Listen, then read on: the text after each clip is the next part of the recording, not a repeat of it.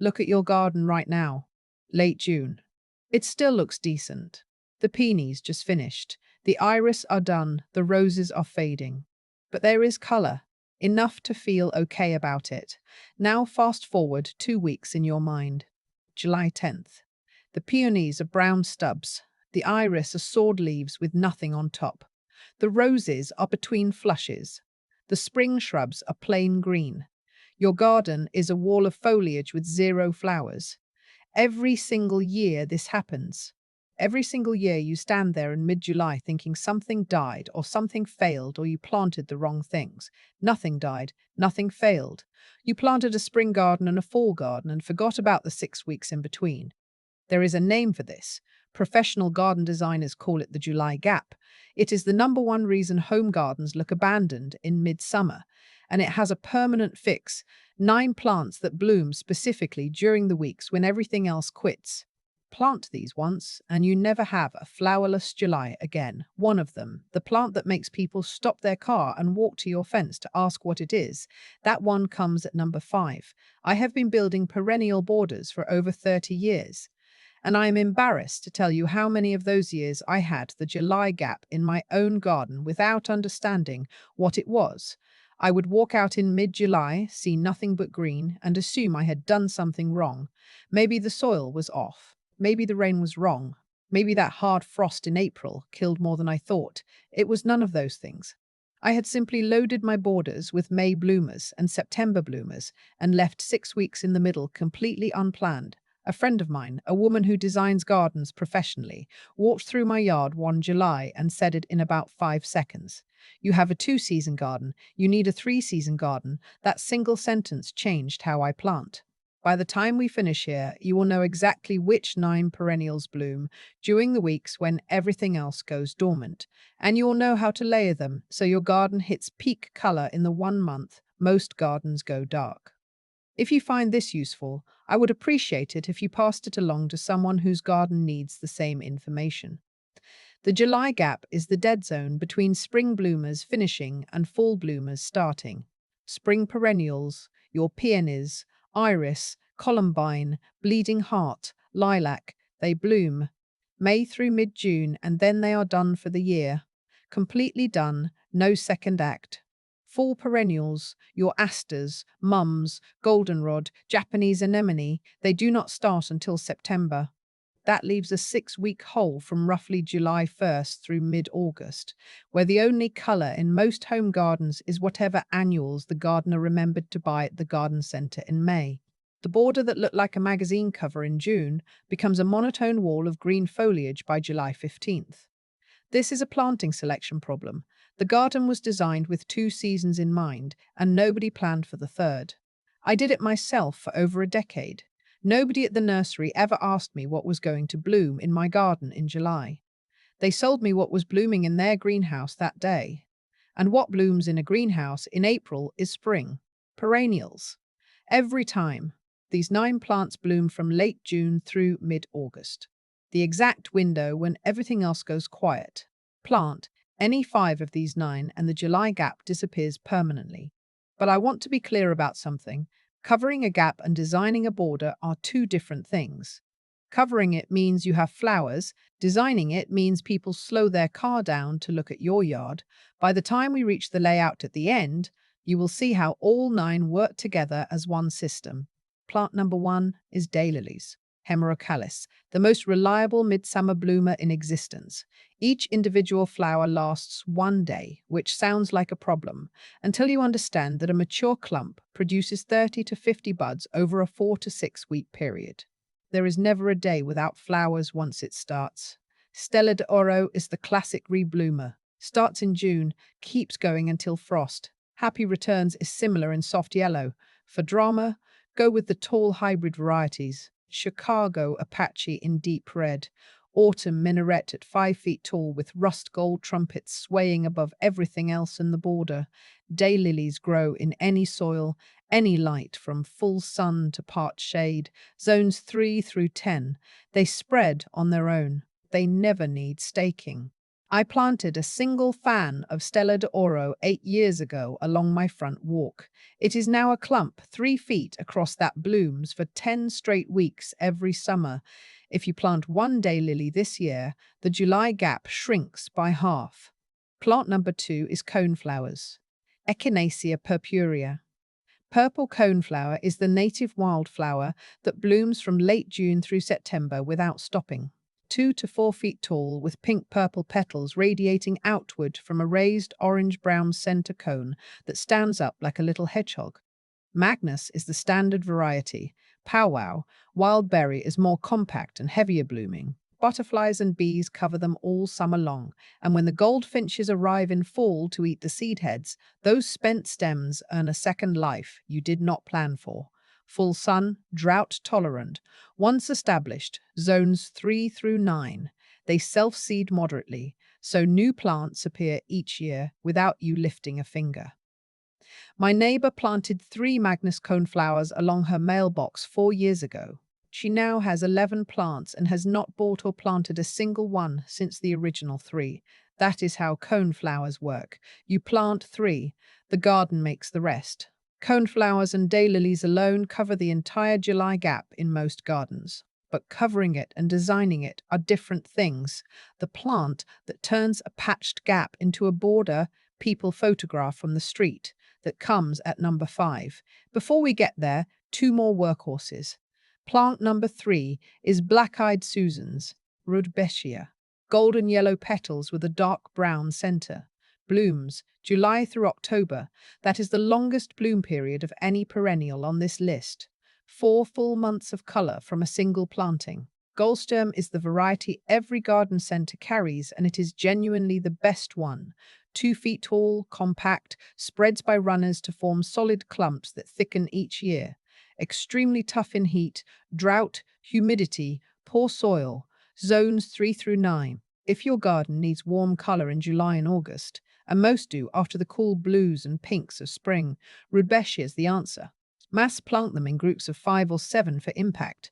I have groups of 7 along the middle of my south border. In late July, when the afternoon sun catches them at an angle, the whole section glows gold. My husband calls it the sunset strip. He is not wrong. Plant number 4 is bee balm. Monarda. Shaggy red, pink or purple flower heads on 3 to 4 foot stems. Blooms July through August. This is the hummingbird plant. If you want hummingbirds in your garden in midsummer, when nothing else is pulling them in, bee balm is how you get them. Jacob Klein for red, raspberry wine for pink, Marshall's Delight for mildew resistance. Now, I need to be honest about bee balm because this list is not just cheerleading. Bee balm is highly susceptible to powdery mildew in humid climates. Those beautiful leaves turn white and papery by August if conditions are wrong. Plant it in full sun with good air circulation. Do not crowd it against a fence or wall. If you have tried bee balm before and watched it go white with mildew, try the newer resistant varieties, Grand Marshall or the Balmy series. I lost my first planting to mildew because I tucked it into a shady corner with no airflow. Moved it to full sun with 18 inches of space on all sides, and the problem dropped to almost nothing. Despite the mildew risk, nothing else fills the hummingbird gap in July the way bee balm does. It earns its place, but it earns it with a condition. Not every plant on this list is effortless. Bee balm asks you to think about where you put it. I want to pause here for a moment. You have 4 plants: daylilies, coneflowers, black-eyed Susans, bee balm.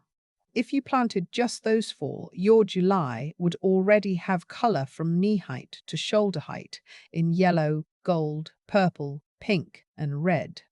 That alone would separate your garden from every other yard on your street in midsummer. But everything so far fills the gap with color. What I have not shown you yet is how to fill it with architecture, with fragrance, and with the one perennial that blooms longer than any other plant on this list. That is still ahead. Plant number 5 is Russian sage, Perovskia atriplycifolia. This is the one I mentioned at the beginning, the one that stops cars. Silver-grey stems with clouds of tiny lavender-blue flowers from July through September. Grows 3 to 4 feet tall and 3 feet wide. It does not look like a single plant in bloom.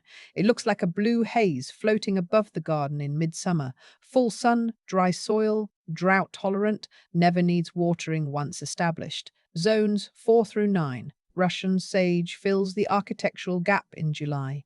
Every plant I have shown you so far produces flowers at one height, in one band. Russian sage produces an entire column of color from its base to its tips. The stems sway in any breeze. The blue is cool against the hot yellows of rudbeckia and the warm reds of bee balm. Plant it at the back of the border, where it can billow behind shorter perennials. A woman who lives 3 streets from me planted a row of 5 Russian sage along her picket fence.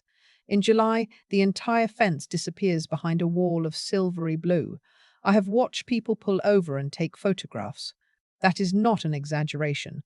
That is a Tuesday in July on her street. And here is the thing. With Russian sage in the border, your July garden has structure. It has depth. It has a backdrop that makes everything in front of it look more intentional. Without a tall, airy plant like this in the back row, a border full of 2-foot perennials looks like a flat carpet of color. With Russian sage rising behind them, it looks like a garden someone designed. Plant number 6 is summer phlox. Phlox paniculata. Dense clusters of fragrant flowers in pink, white, purple, coral, or bicolor combinations, 3 to 4 feet tall. Blooms July through August and fills the garden with perfume on warm evenings. David is the classic white with excellent mildew resistance, flame series for coral and pink. Look, the fragrance alone justifies planting summer phlox. No other July bloomer smells this good. Walk past a clump of David phlox on a warm July evening, and the scent stops you mid-step. It is sweet without being heavy, floral without being cloying. I grow David phlox near my back patio specifically, so we can sit out on July evenings and let it drift over us. Deadhead spent clusters for a second, smaller flush in September. If you pinched your phlox in June following the Chelsea chop method, cutting back the front stems by a third, it will be shorter, sturdier, and even more heavily bloomed when July arrives. Summer phlox adds something no other plant on this list provides. Scent. Your July border has color now. It has architecture from the Russian sage, but without phlox it has no fragrance. And a garden you can smell on a warm evening is a different experience from a garden you can only look at. Plant number 7 is Shasta daisy. Leucanthemum, classic white petals with a yellow center. The daisy everyone recognizes on sight. Becky is the workhorse variety. 3 feet tall, strong stems that do not flop, long-lasting blooms from late June through August. Excellent cut flower. Lasts a full week in a vase on your kitchen table. Full sun, average soil, zones 4 through 9. Shasta daisies planted in groups of 7 or more create a white cloud effect in the July border that provides something most gardeners do not think about: visual rest. Between the hot yellows of black-eyed Susans and the saturated pinks of phlox, your eye needs a cool place to land. White does that. It gives the border breathing room. Without it, all those bright colors compete with each other instead of complementing each other. My designer friend calls white flowers the punctuation in a border. They tell your eye when one sentence ends and another begins. I did not understand that until I added a sweep of Becky daisies between my rudbeckia and my phlox. The whole border looked calmer, more deliberate. Nothing changed except 7 white daisies. You now have 7 plants, but 7 plants dropped into a border is a collection, not a garden. After the last 2, I am going to show you the 3-layer layout that turns all 9 into one designed system that blooms simultaneously from every height. Plant number 8 is Yarrow, a Shilea, flat-topped flower clusters in yellow, red, pink, white, or peach. Blooms June through August. Moonshine is soft yellow. Paprika is red, fading to peach as the flowers age, so you get 2 colors from one plant across the summer. Coronation gold is deep gold that holds its color for weeks. Extremely drought tolerant. Thrives in the hottest, driest, worst soil in your garden. The spot where nothing else survives. That is where yarrow goes, zones 3 through 9. But yarrow fills a gap in the July palette that goes beyond color. It provides flat, horizontal flower shapes. That matters because every other plant on this list produces round heads or upright spikes. Coneflowers are round. Phlox is vertical. Balm is shaggy and spherical. Yarrow is flat and wide, like a landing pad. That contrast in flower shape is what makes a border look designed instead of accidental. A garden with all-round flowers feels monotonous even if the colors are different. Add flat-topped yarrow and the eye moves differently through the space. I learned this from that designer friend I mentioned earlier.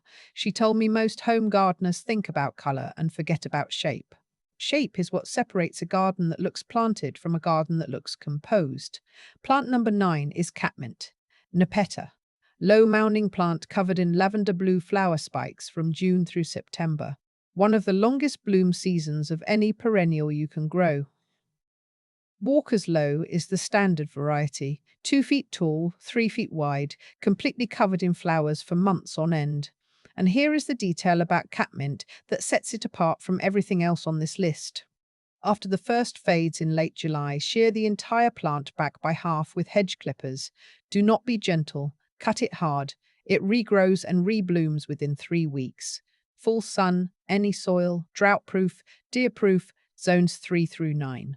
The perfect front-of-border plant for the July gap because it simply never stops.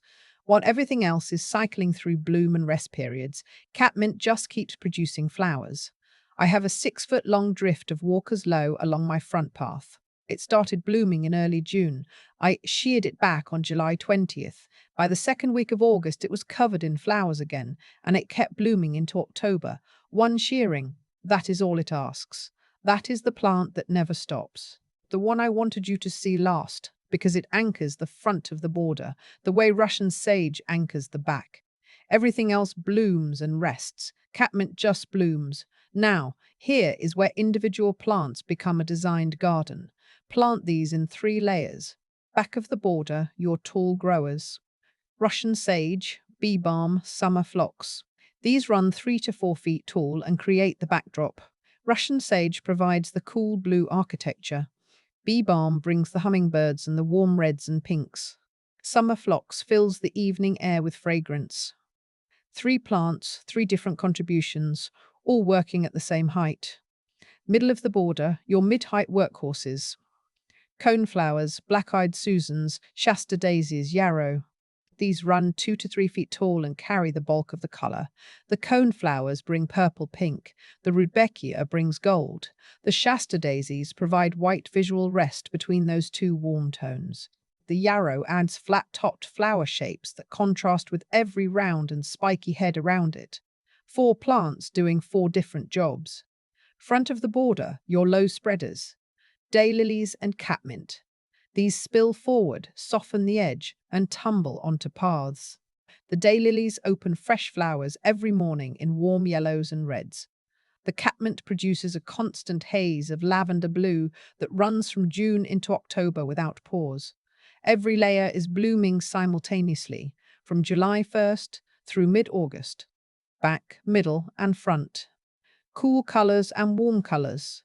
Round shapes, flat shapes, and spiky shapes. Fragrance from the phlox, hummingbirds at the bee balm, butterflies blanketing the coneflowers. When your neighbor's garden goes dark in July, yours hits peak color. I want to say something about that first year, though, because I know what it looks like. Sparse. You plant these in spring or fall, and the first summer they are small. They bloom, but they have not filled in. There are gaps between plants. Mulch is showing. It does not look like the border I just described. That is normal. That is every perennial garden in year 1. The first year they sleep. The second year they creep. The third year they leap. By the third summer, those gaps close. The catmint knits together along the front edge. The coneflowers seed themselves into open spaces. The Russian sage billows wide enough to touch its neighbors, and after that, the border only gets better, every single year. I am not telling you to tear out your entire garden this weekend. I am telling you to look at one section of your border, one section, the spot that goes dark every July. You know exactly where it is. You have stared at it every midsummer for years. That is where these 9 plants go. Start with 5. Add the rest next season. By the third summer, that section will carry more color in July than your whole garden has ever held in June. 9 plants. 1 gap. Fixed permanently. Think back to that picture I asked you to hold in your mind at the beginning. July 10th. Brown peony stubs. Bare iris swords. Roses between flushes. A wall of green with nothing blooming.